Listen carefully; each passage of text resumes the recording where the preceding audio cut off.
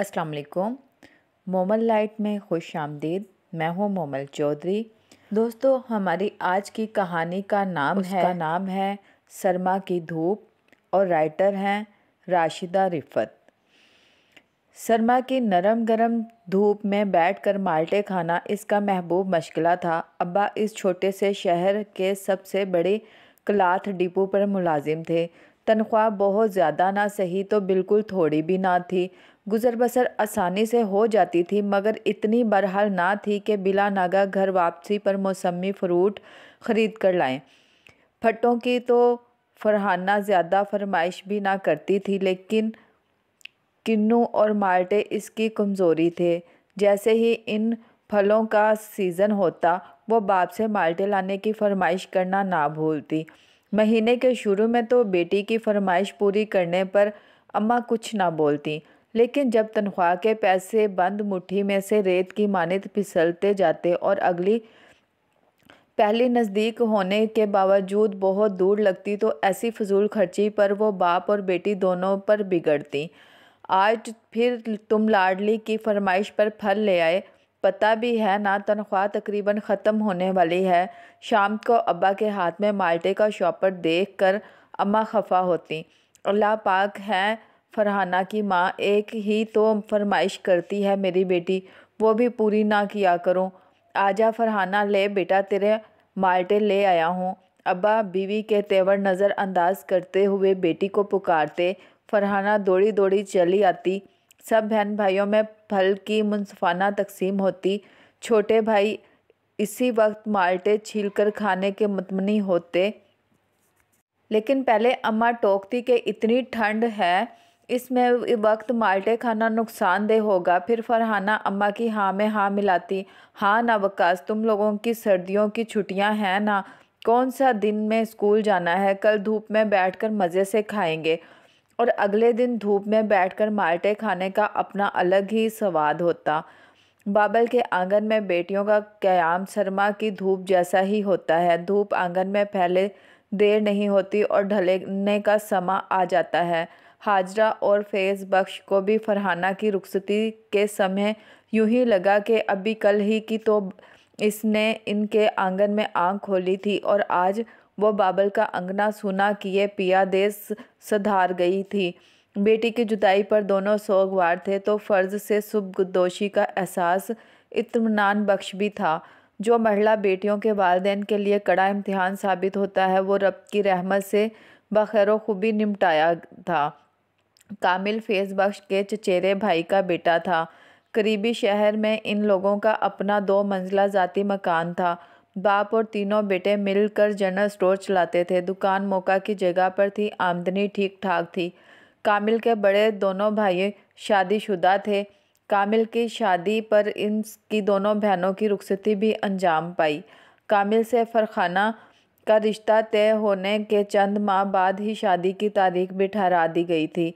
हाजरा का शुमार इन माहों में होता था जो बेटी की पैदाइश के वक्त से ही इसकी रुखसत करने के लिए जमा जोड़ शुरू कर देती हैं। फिर इसके ससुराल वाले भी भले मानस लोग थे। इनकी जानिब से कोई फरमाइश या मुतालबा सामने ना आया।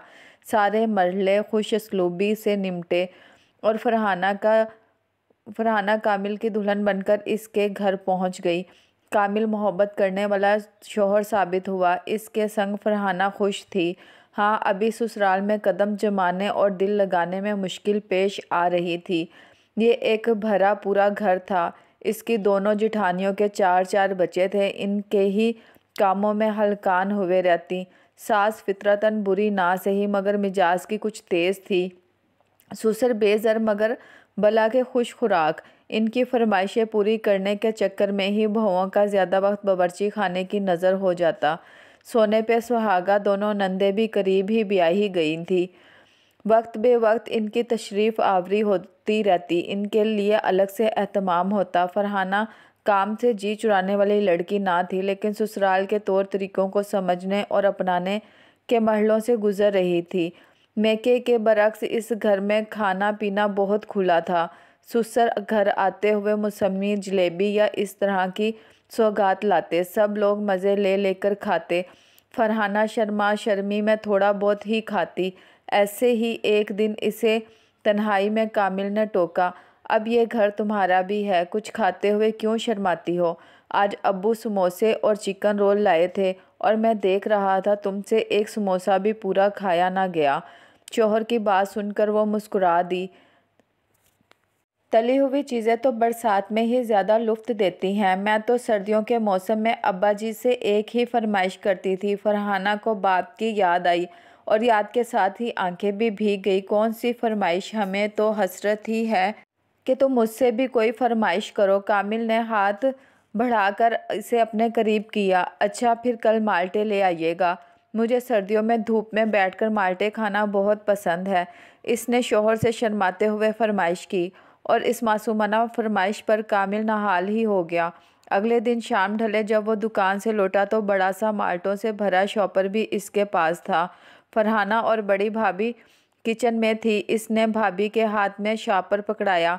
भाभी ने मसरूफ़ से अंदाज में फलों वाली टोकरी में माल्टे रख दिए।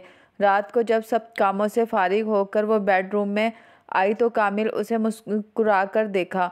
हाँ जी, खा लिए माल्टे, अब रात को खाती। फरहाना ने हैरत से आंखें फाड़ी। दिन में धूप में बैठकर खाऊंगी, बल्कि आप भी हों तो मज़ा आए। लेकिन आपको तो छुट्टी वाले दिन भी फुर्सत नहीं मिलती। छत पर धूप में बैठकर मेरे साथ माल्टे खाएं, इतना मज़ा आएगा ना। फरहाना के कहने पर कामिल ने मोहब्बत से मुस्कुराकर उसे देखा। इसकी बीवी में आजकल की लड़कियों वाली तेज़ी तरारी ना थी। कैसी मासूमाना फरमाइश और ख्वाहिश थी इसकी। अपने बेडरूम में जितना मर्जी वक्त इकट्ठे गुजार लें जान मन, लेकिन दिन की रोशनी में अगर अम्मा हम भाइयों में से किसी को भी इसकी जोजा के संग देख लेती है ना, तो इनका कम से कम ताना जन मुरीद या जोरों के गुलाम वाला होता है। इसलिए तुम धूप में बैठकर रज कर माल्टे खाओ, लेकिन इस खाकसार को माफ़ ही रखो। इसके शरारती अंदाज में कहने पर फरहाना भी मुस्कुरा दी। दिल ही दिल में शौहर की मोहब्बत पर नाज़ा और मगरूर भी थी। इसने फरमाइश की कि शौहर ने फ़ौरन पूरी कर दी।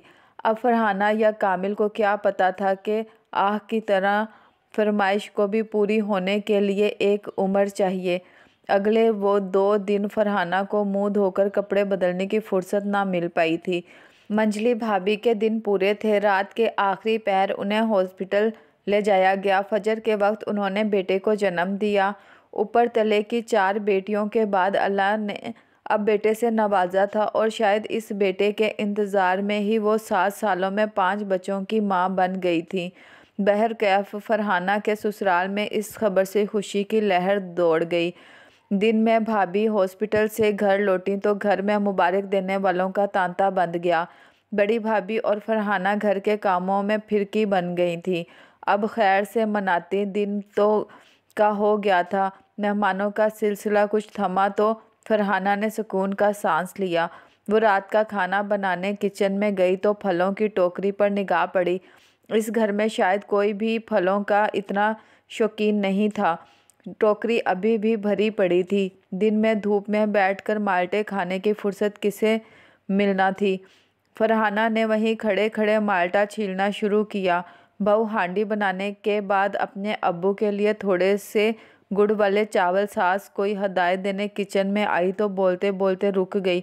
लो भला बताओ, तुमने तो अभी तक चिकन का पैकेट भी फ्रिज से नहीं निकाला। मेरा बच्चा, ये माल्टे कहीं भागे थोड़ी जा रहे हैं। फुर्सत से बैठकर सुकून से खा लेना।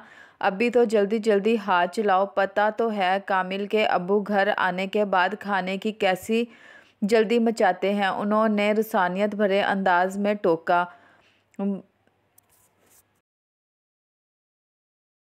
जी मैं अभी बनाती हूँ। फरहाना ने शर्मिंदा हुए अध छिला माल्टा वापस टोकरी में रखा और फ्रिज की तरफ मुड़ गई। चंद दिन बाद माँ की इजाज़त से कामिल उसे 3-4 दिन के लिए मैके छोड़ आया।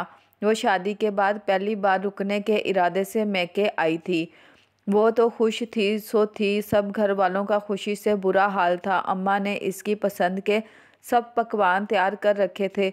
सुबह दुकान पर जाने से कबल अब्बा ने भी लाड भरे अंदाज में बेटी से कुछ लाने का पूछा।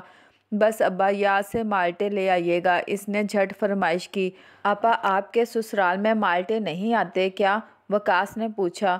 फरहाना की निगाहों में माल्टों भरी टोकरी घूम गई। सास के टोकने के बाद इसने एक माल्टे को हाथ ना लगाया था।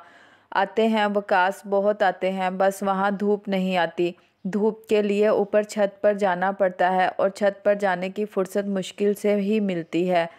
वो थके से अंदाज में मुस्कुराते हुए बोली थी। फैज़ बख्श ने चौंक कर बेटी को देखा मगर खामोश रहे। शाम को घर आते हुए वो बेटी के लिए ढेर सारे माल्टे ले आए थे। अगले दिन दुकान की छुट्टी थी।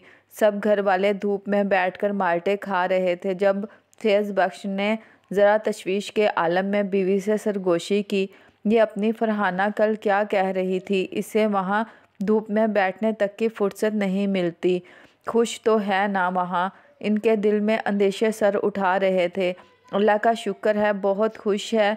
बिला वजह के वहम ना पालिए फैज़ बख्श, चूँकि अक्सर व बेशतर ऐसी बातें पूछते रहते थे, इसलिए हाजरा ने उन्हें फ़ौरन टोका था। पता नहीं क्यों मुझे फरहाना कुछ मुरझाई मुरझाई सी लग रही है। इनकी तशवीश कम ना हुई। शादी के बाद लड़कियों को ससुराल में कदम जमाने में थोड़ा वक्त लगता है फैज़ बख्श, और अल्लाह का लाख लाख शुक्र है कि मेरी बेटी के कदम वहाँ जमना शुरू हो गए हैं। कामिल बहुत ख्याल रखता है इसका, हमें और क्या चाहिए। तशफ़ीक़ करवाई। वो सर हिलाते हुए बेटी को देखे गया। और जहाँ तक सरमा की धूप का ताल्लुक़ है तो आपका क्या ख्याल है फैज़ बख्श? बरसों पहले जब मैं ब्याह कर आपके घर आई थी तो मुझे सरमा की धूप फ़ौरन मिल गई थी। इसने मुस्कुराकर शौहर से पूछा।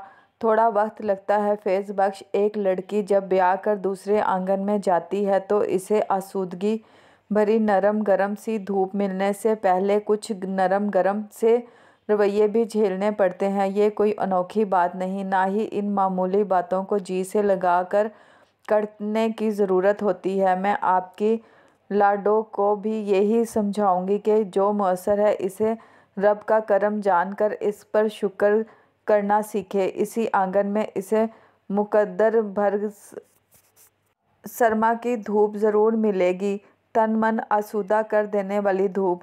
8 जमात पास हाजरा की बातों में तजर्बे की भट्टी से गुजर कर किसी फ़लसफ़ी की मानिंद गहराई आ गई थी। फैज़ बख्श ने नरमी से मुस्कुराकर शरीके हयात को देखा, फिर मोहब्बत भरी निगाह बेटी पर डाली जो माँ बाप की सरगोशियों से बेनियाज छोटे बहन भाइयों के साथ माल्टे खाने में मशगूल थी।